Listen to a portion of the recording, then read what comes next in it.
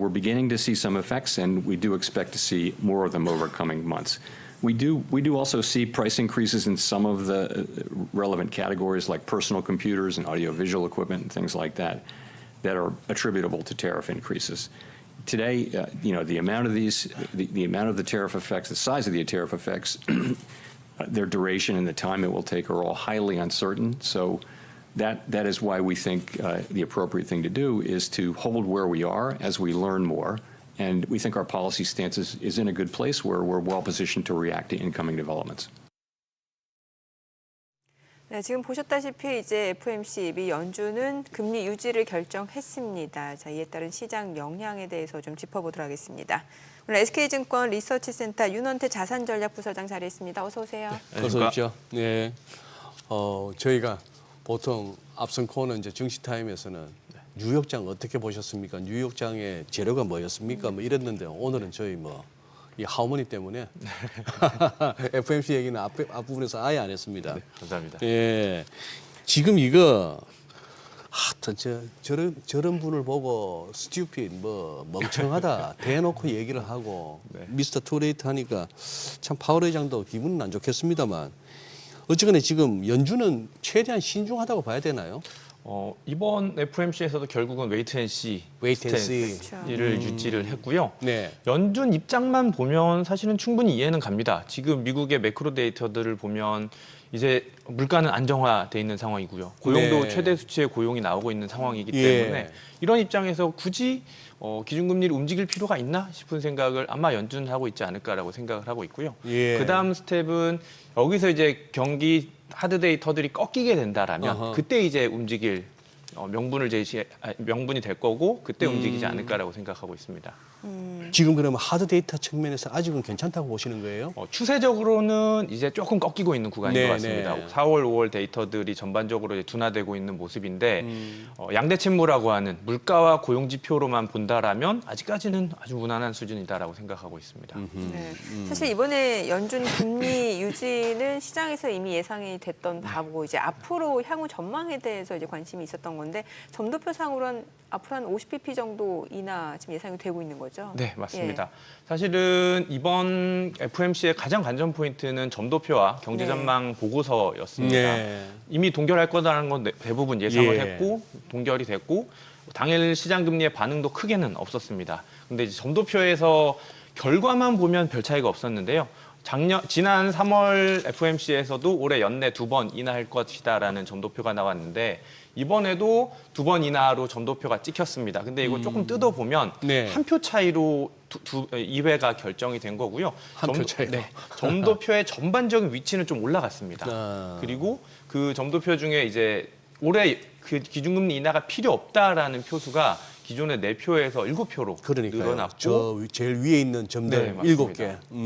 그리고 내년과 내후년에 기준금리 인하에 대한 전망치도 상향 조정이 되면서 기준금리 인하에 대한 필요성이 조금은 더 사라지는 모습이 이번 점도표의 가장 큰 특징이었습니다. 점도표만큼이나 이번에는 이제 또 3, 6, 9, 12월 중에 그 소위 말하는 SEP 경제 전망 요게 또 업데이트 되니까 네. 예. 요 부분도 한번 정리 한번 해주시죠. 경제 전망 보고서가 나왔는데 네. 예상에 부합하는 수준의 보고서였습니다. 우선은 기존에도 이미 1분기 GDP 성장이 역성장이 나오면서 성장률은 둔화할 것이다라고 예상이 됐고요.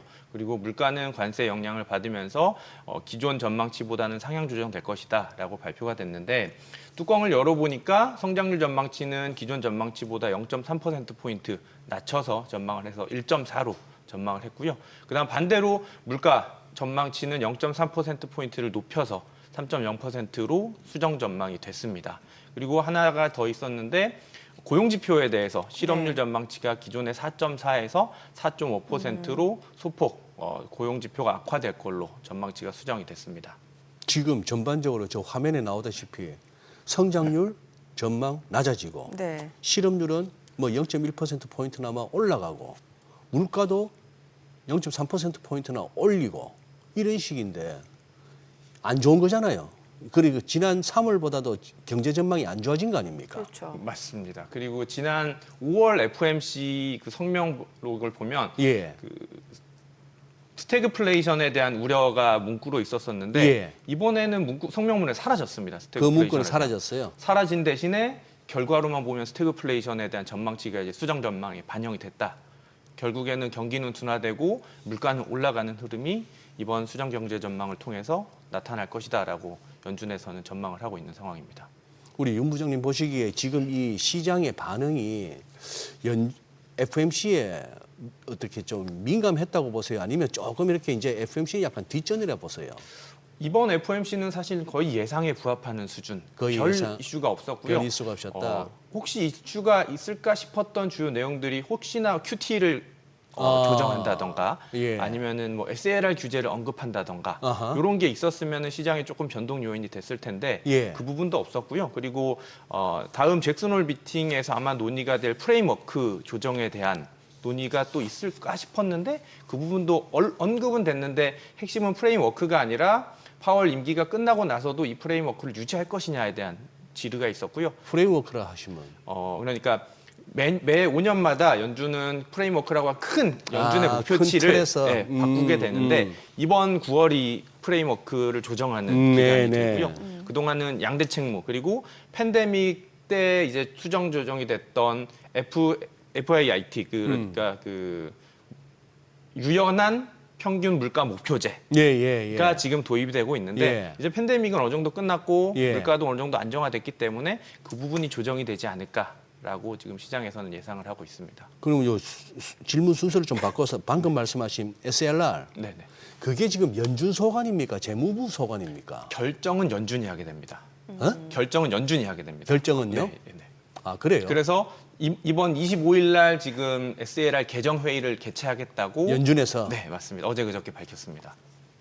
지금 베센트 재무장관은 그거 SLR을 갖다가 어쨌거나 완화하는 쪽으로 네 맞습니다.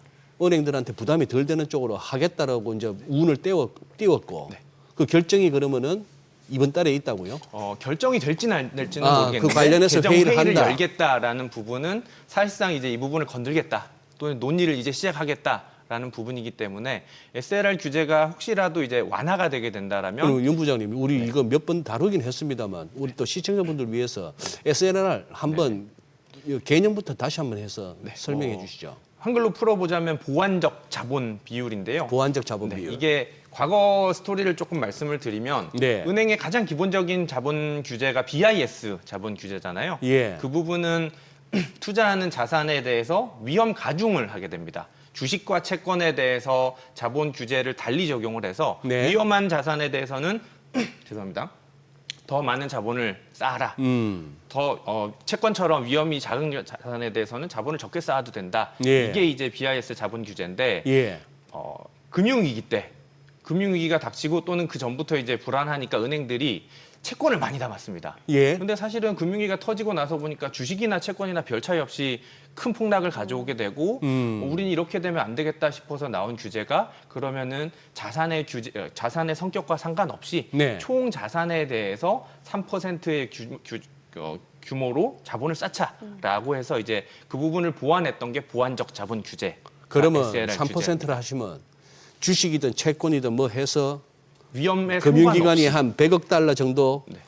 갖고 있으면은 최소한 3억 달러는 자기 자본이 있어야 된다 이 말인가요? 네, 맞습니다. 그거를 이제 법적으로 규제화시킨 게 2018년부터 도입이 된 거고요. 네. 그게 도입이 되다 보니까 은행들 입장에서는 지금처럼 아주 편안한 시기에서는 굳이 채권을 담을 필요가 없는 거죠. 예. 조금 더 수익률이 좋은 뭐 중위험 중수인 자산이라던가 아니면 주식을 비중을 늘려서 수익률을 높이는 게 은행 입장에서는 유리하다 보니까 지금 시장에서는 미국의 대형은행들이 국고채를 더 사줄 유인은 없는데 이거를 완화 적용시켜 주게 되면 이제 더 미국채를 투자할 유인이 생기게 되는 거죠. 제가 기억하기로는 지금 그 뭡니까 그 글로벌리 뭐 체계적으로 중요한 금융기관들 네. 걔들은 3%가 아니고 5%라면서요. 네, 맞습니다. 미국은 지금 3% 적용이 되고 있습니다. 미국은 3%. 미국은 3%. 네, 또 맞습니다. 그 5%는 뭐예요, 그럼? 이게 그러니까 그 BIS 아니면 바젤에서 적용하는 규제인데요. 국가별로 차별을 둡니다. 국가별로 너네 얼만큼 적용할래라고 차별을 두게 되는데 그래서 일정 비율에 대한 차이는 존재를 하게 그러면 됩니다. SLR을 갖다가 다시 이제 손본다는 얘기는 그 자기 자본 준비해 어느 정도 끌고 가야 되는 자기 자본 비율을 낮춰주겠다 이 얘기예요? 네, 맞습니다. 이게 논의가 되냐면 지금 앞서도 말씀드렸다시피 트럼프는 계속해서 파월을 때리면서 금리를 낮추라라고 요구를 네. 하고 있고요. 파월은 반대로 지금 물가에 대한 우려도 있고 불확실성도 크기 때문에 우리는 금리 못 낮춥니다. 라고 하는데 이 둘을 만족시켜 줄 수 있는 게 SLR 규제다라고 저는 생각이 되고요. 네. 결국에는 비율을 낮춰주게 되면 미국 은행들 기준으로 한 5천억 달러 정도는 추가 미국채를 매입할 수준이 됩니다. 그러면은 미국채 10년 기준으로 한 50bp 정도는 금리를 낮출 수 있는 효과가 발생을 하게 돼서 그 정도의 효과? 트럼프와 파월의 중간 역할을 할 수 있는 게 SLR 규제이기 때문에 베센트도 지금 이거를 계속해서 완화하려고 얘기를 꺼내고 있고요. 이번 개정 회의를 통해서 아마도 완화안이 나오지 않을까라고 기대가 됩니다. 그럼 최근에 한참 셀 아메리카라고 해가지고 미 국채에 대해서도 좀 매도세가 거세다 보니까 미 국채 수익률이 막 튀고 이런 현상이 있었는데 이제 어느 정도 한 4.3% 수준에서 움직임이 이어지고 있는데 그럼 이 SLR에 대한 기대감도 좀 반영이 됐다라고 볼 수 있겠네요. 언급은 이미 한 4월 정도부터 예. SLR 규제에 대한 언급이 나왔었는데요. 네네. 도입 시기에 대해서는 불확실했었습니다. 네네. 근데 최근에 이제 금리가 조금 돌아왔던 부분은 SLR 규제의 영향력은 저는 없었다라고 생각을 하고 있고요. 그래요? 기존에 금리가 이제 많이 올랐을 때가 시기적으로 조금 나눠서 보면 연초부터 3월까지는 금리가 하락세였다가 네. 4월부터 금리가 오르기 시작을 했습니다. 10년물 국채 수익률. 맞습니다. 그러니까 결국에는 관세가 부과가 되고 나서 리버럴 데이가 발표되고 나서 이제 불확실성 때문에 네네. 달러화 자산 전체에 대한 매도세가 나왔던 부분이 네. 채권 시장에도 영향을 미쳤다라고 보고 있는데요. 네. 최근에 이제 미중 간의 무역 협상도 순조롭게 진행이 되고 있다 보니까 이제 다시 불확실성이 어느 정도 조금 해소가 되는 구간이고 오늘 FOMC에서도 이제 불확실성이라는 문구가 수정이 돼서 완화되고 있다라고 수정이 됐는데 그만큼 이제 채권 시장을 보는 투자자들 입장에서는 회피 심리보다는 오히려 이제 안전자산 선호로 조금 심리가 돌아오고 있다라고 생각을 하고 있고요. 거기에 지정학적 리스크까지 불거지다 보니까 네. 안전자산 선호와 아니면 달러 자산에 대한 수요가 몰리면서 미국채 금리도 일정 부분 회복된 게 아닐까라고 생각이 됩니다. 이번 여름께 지금 여름이잖아요.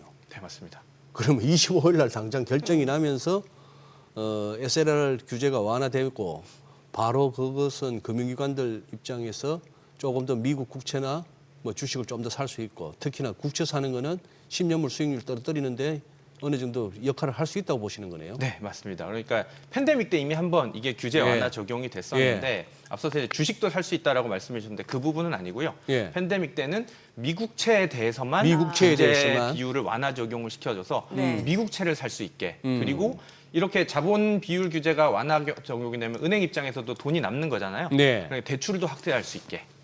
저거 올렸던 게 그때 그거 아니었습니까? 실리콘밸리 은행 터졌을 때 맞습니다. 저 실리콘밸리 은행 아니었고요. 팬데믹 때, 2020년대. 팬데믹 때. 팬데믹 때, 2020년대 규제 적용을 완화했다가 2021년 3월에 다시 또 규제를 도입을 했습니다. 저 스토리 되네. 지금 미국도 살짝 이렇게 그동안에 좀 급하게 올라왔던 거 조금 조정이 필요한 시점인데 네. 한 25일이면 다음 주 수요일이니까 그때쯤 가서 전유수 나오고 하면은 또 조정을 뒤로 하고 다시 또 가자 하는 또 모멘텀을 만들 수는 있겠네요. 그렇죠. 지금 지금, 세법 개정안 보니까 이제 향후 10년 동안 연방 정부 재정 적자가 한 2조 8천억 달러 증가될 것이다. 뭐 우리 돈으로는 그러니까 한 3,850조 원이 되는데 자, 뭐 이렇게 되면은 결국에는 이것도 재정 적자 메우려면 국채 발행해야 되고 이러면 또 공급 수요 차원에서 국채 수익률이 또 올라갈 수 있다 우려. 이건 여전히 남아 있는 거잖아요. 네, 예. 맞습니다. 이제 5월 이후로 감세안이 하원을 통과하면서 그런 우려들이 또 미국채 약세 압력을 가했었는데요.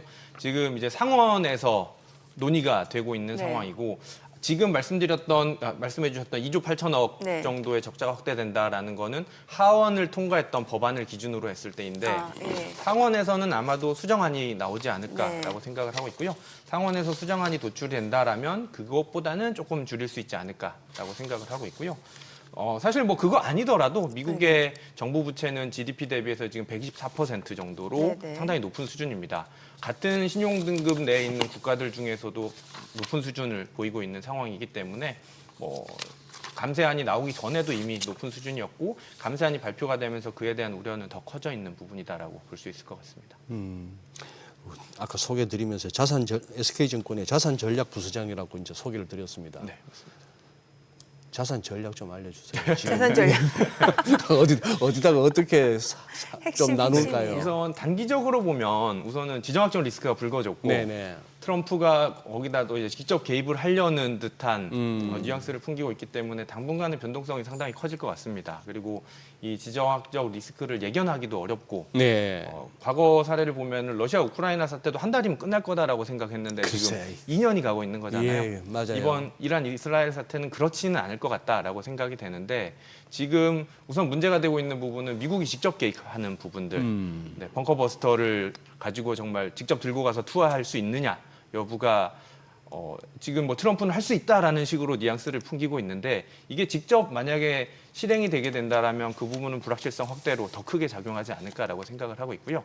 다만 그 가능성은 제한적이다라고 보고 있는 게 트럼프 입장에서도 지금 이제 금리를 눌러놔야 되는데 유가가 지금 올라온 상황이기 때문에 네. 인플레이션 압력 우려가 다시 또 재발할 수가 있는 상황입니다. 어제 이번 FOMC에서는 이번 지정학적 리스크가 일시적일 것이다라고 보고 있고 기존에 생각했던 물가 경로를 이탈하지 않을 것이다라고 파월은 얘기를 했었는데요. 이거는 이제 일시적인 요인이다라고 해석을 했던 부분인 것 같은데 네. 이게 정말 다시 중장기적으로 간다라고 할 경우에는 유가에 대한 자극과 함께 불확실성을 자극할 만한 요인일 것 같고요. 그렇게 된다라면 단기적으로는 안전자산 선호가 조금은 더 이어지지 않을까라고 생각을 하고 있습니다. 네, 오늘 내용 여기까지 듣겠습니다. 고맙습니다. 네, 감사합니다.